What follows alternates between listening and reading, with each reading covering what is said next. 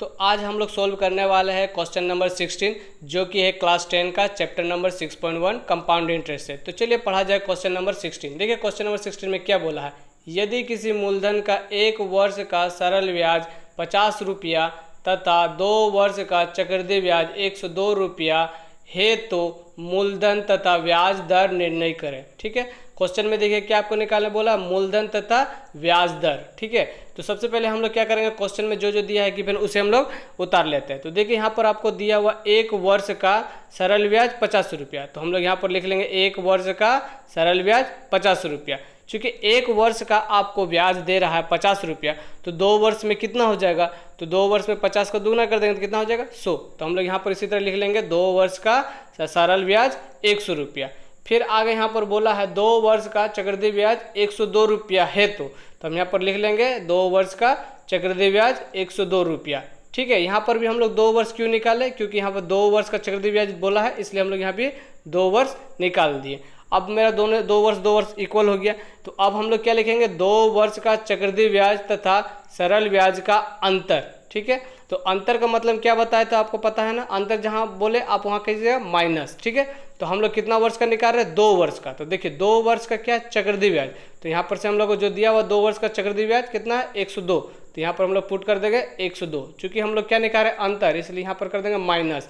और क्या यहाँ दिया हुआ सरल ब्याज कितने वर्ष का, 2 वर्ष का, तो यहाँ से हम लोग लिखेंगे 2 वर्ष का सरल ब्याज 100, यहाँ पर हम लोग बैठा देंगे 100। याद रखिएगा ये हम लोग कितना का निकाल रहे हैं, 2 वर्ष का, तो इसलिए यहाँ पर हम लोग 2 वर्ष का वैल्यू पुट करेंगे 100 ना कि 50। क्लियर है, तो हम लोग यहाँ पर लिख लेंगे 2 वर्ष का चक्रवृद्धि ब्याज तथा सरल ब्याज का अंतर 102 माइनस 100, और जब इसे हम लोग माइनस करेंगे तो कितना आएगा 2। ठीक है, तो हम लोग बोल सकते हैं कि 2 वर्ष का चक्रवृद्धि ब्याज और सरल ब्याज का अंतर कितना है 2, और ये 2 जो आया है ये 2 मेरा कहाँ से आया, तो जो मैंने 50 रुपया सबसे पहले जमा किए थे उसी का ब्याज मिला था 2 रुपया।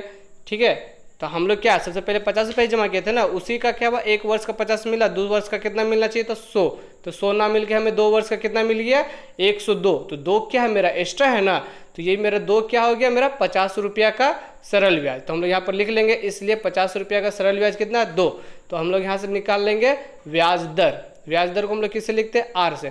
तो आर का फॉर्मूला क्या होता है, आप लोग सिंपल इंटरेस्ट बनाए होंगे तो आप लोगों को पता होगा कि ब्याज दर निकालने के लिए हमें क्या क्या की जरूरत पड़ता है। तो ब्याज दर निकालने के लिए हमें क्या फॉर्मूला यूज करना पड़ेगा, तो 100 इंटू SI बाय PRT। ठीक है, SI मतलब क्या होता है सिंपल इंटरेस्ट मतलब सरल ब्याज, और P मतलब क्या होता है प्रिंसिपल मतलब मूलधन, और T मतलब क्या होता है समय। तो ये फॉर्मूला को हम लोग पुट कर देंगे और सबका मान चलिए पुट करते जाते हैं। तो 100 का 100 उसी तरह नीचे नेक्स्ट स्टेप में हम लोग उतार देंगे 100 का 100। तो SI देखिए हम लोग कितना निकाले हैं सरल ब्याज 2, तो यहाँ पर हम लोग पुट कर देंगे 2। और चूंकि P प्रिंसिपल, तो प्रिंसिपल देखिए यहाँ पर कितना दिया हुआ 50, तो यहाँ हम लोग पुट कर देंगे 50। ठीक है, आप लोग 100 मत पुट कीजिएगा, क्या कि ये में हम लोग किसके 50 रुपया के आधार पर बना रहे हैं, तो इसलिए यहाँ प्रिंसिपल क्या हो जाएगा मेरा 50। ठीक है, और चूंकि ये 50 कितने वर्ष का था 1 वर्ष का, तो इसलिए यहाँ टाइम पर हम लोग क्या पुट कर देंगे 1 वर्ष। ठीक है, अगर आप यहाँ 50 की जगह 100 पुट कीजिएगा तो आपको यहाँ कितना पुट करना पड़ेगा 2 वर्ष। ठीक है, तो उस तरह ना करके हम लोग क्या सिर्फ 1 वर्ष का निकाल रहे हैं, इसलिए 1 वर्ष के अकॉर्डिंग हम लोग सब पुट करेंगे। तो 1 वर्ष का सिंपल इंटरेस्ट हम लोग कितना लाए थे 2, तो यहाँ 2 पुट कर दिए, और P मेरा प्रिंसिपल कितना है तो 50, तो 50 पुट कर देंगे, और चूंकि टाइम कितना था 1 वर्ष तो हम लोग 1 वर्ष पुट कर दिए। अब इसको जब हम 50 से कटाएंगे 100 को, तो कितना बार में कटेगा 2 बार में, और 2 को फिर हम 2 से गुना कर देंगे तो कितना हो जाएगा 4। ठीक है, तो यहाँ पर मेरा क्या हो जाएगा 4%। 4% मेरा क्या गया ब्याज दर। तो यहाँ से देखिए हम लोग 1 का आंसर निकाल लिया ना, ब्याज दर निर्णय करें, तो यहाँ से हम लोग ब्याज दर हम लोग को पता चल गया कितना है 4%। 4% हिसाब से उसे इंटरेस्ट मिला। तो अब हम लोग को क्या निकालना है मूलधन, तो मूलधन निकालने के लिए हम लोग क्या लिखेंगे, तो यहाँ पर देखिए लिखना पड़ेगा हम लोग को फिर 4% ब्याज दर पर 1 वर्ष का सरल ब्याज 50 रुपया होने पर, मतलब 4% कोई ब्याज दर दे रहा और 1 वर्ष के बाद उसे जो ब्याज मिलेगा वो कितना मेरा 50 रुपया।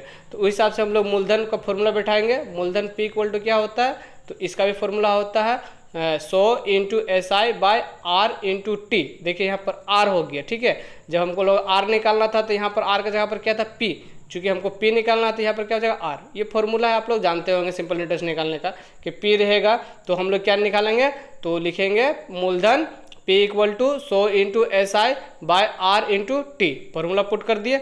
अब चूंकि तो अब हम लोग क्या करेंगे, अब देखिए सबका मान पुट कर देंगे, 100 का 100 उसी तरह उतार देंगे। SI देखिए सिंपल इंटरेस्ट मेरा कितना है 50, यहाँ 2 नहीं होगा क्योंकि हम लोग यहाँ पर सरल ब्याज कितना ले रहे हैं 50, इसलिए यहाँ 50 पुट करेंगे।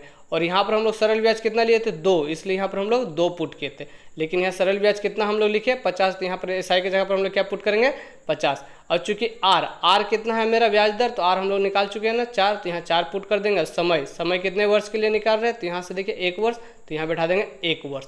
अब देखिए 4 से कटाएंगे हम लोग 100 को, तो कितना बार में कटेगा 25 बार में, कहेंगे 25 चौक 100 होता है। और 25 आया, 25 को अगर हम 50 में गुना करेंगे तो 25 गुना 50 जब गुना करेंगे तो कितना आ जाएगा, तो 1250 रुपया। तो ये क्या हो गया उसका मूलधन। तो क्वेश्चन में क्या निकालने बोला था आपको, मूलधन और ब्याज दर। तो देखिए मूलधन हम लोग निकाल लिए, तो मूलधन मेरा P = कितना आ गया 1250, और ब्याज दर निकालने बोला तो ब्याज दर कितना निकाले हम लोग R = 4%। तो देखिए दोनों निकल गया, तो हम लोग इसको आराम से सोल्व कर सकते हैं। अगर आप लोगों को समझ में नहीं आया तो इस वीडियो को एक बार और देख लीजिए, क्योंकि इस तरह के क्वेश्चन बहुत बार पूछते हैं।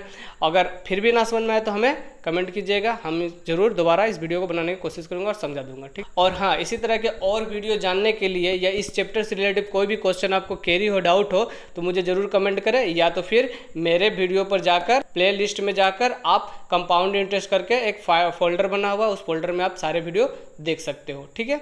तो अगर आपको अच्छा लगा तो आपको पता है क्या करना है, लाइक शेयर कमेंट और अपने दोस्तों के साथ जरूर शेयर करें। मिलते हैं नेक्स्ट क्वेश्चन पर, तब तक के लिए टेक केयर, ध्यान रखिए।